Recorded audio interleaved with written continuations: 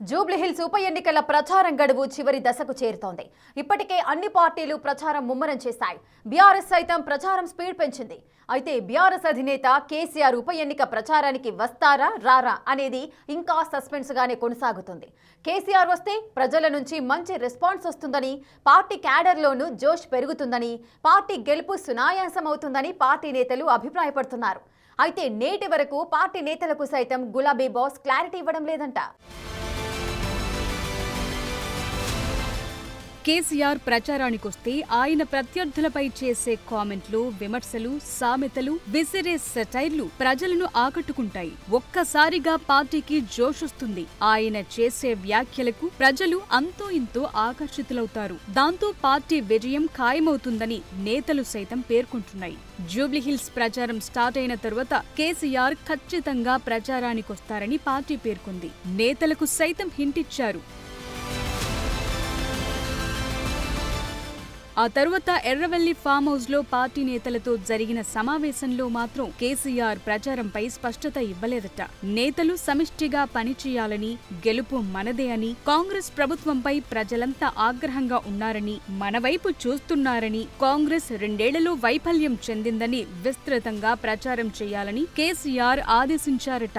నిత్యం ground level పరిస్థితులను monitoring చేయాలని సూచించారట. ఆ తరువాత ఎన్నికల కమిషన్ కిచ్చిన స్టార్ క్యాంపెయిన్ లిస్టులో సైతం కేసీఆర్ పేరు చేర్చారు. ఆ క్రమంలో నియోజకవర్గంలోని క్యాడర్ అంతా కేసీఆర్ రాక కోసం ఎదురు చూస్తున్నారు. ఆయన రోడ్ షోలు నిర్వహిస్తే పార్టీకి ప్లస్ అవుతుందని భావిస్తున్నారు. గులాబీ శ్రేణులంతా ఆశతో ఉన్నప్పటికీ ఇప్పటి వరకు పార్టీ మాత్రం ఇంకా బీఆర్ఎస్ అధినేత ప్రచారం విషయాన్ని సస్పెన్స్ లోనే పెడుతోంది.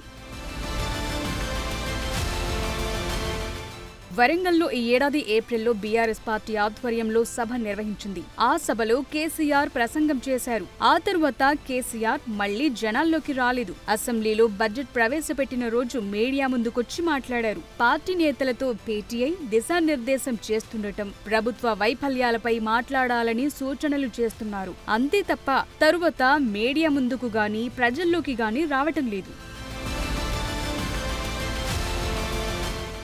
జూబ్లీహిల్స్ ఉప ఎన్నికలను ప్రతిష్టాత్మకంగా పార్టీ తీసుకోవటం, రాబోయే అసెంబ్లీ ఎన్నికలకు ఇది నాంది అని, ఇక్కడి నుంచే పార్టీ జైత్రయాత్ర స్టార్ట్ అవుతుందని, కేసీఆర్ మళ్లీ ముఖ్యమంత్రి కావటానికి ఇదే తొలి అడుగని పార్టీ నేతలు పేర్కొంటున్నారు. అంత కీలకంగా మారిన ఉప ఎన్నిక ప్రచారానికి కేసీఆర్ రాకపై క్లారిటీ రావటం లేదు. పెద్దాయన ప్రచారానికొచ్చి పార్టీ క్యాడర్లో జోష్ నింపాలని పలువురు అభిప్రాయం వ్యక్తం చేస్తున్నారు.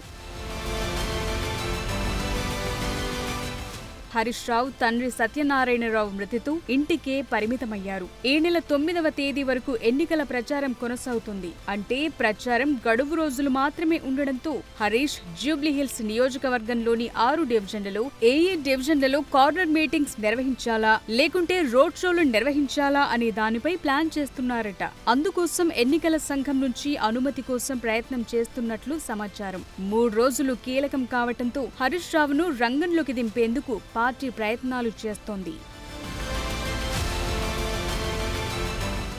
ఇదిలా ఉంటే ఇప్పటికే బీఆర్ఎస్ పార్టీ నియోజకవర్గంలో విస్తృత ప్రచారం చేపడుతోంది. ఇంటింటికి వెళ్లి ఓటర్లను కలిసే ప్రయత్నం చేస్తోంది. ఓటర్ క్యాంపెయిన్ విస్తృతంగా చేపట్టింది. నిత్యం నేతల ప్రచార సరళిపై ఆరా తీస్తోంది. ఎప్పటికప్పుడు మానిటరింగ్ చేస్తూ సూచనలిస్తోంది. ఏది ఏవైనా కేసీఆర్ ప్రచారంపైనే గులాబీ నేతలు ఆశలు పెట్టుకున్నట్లు కనిపిస్తున్నారు.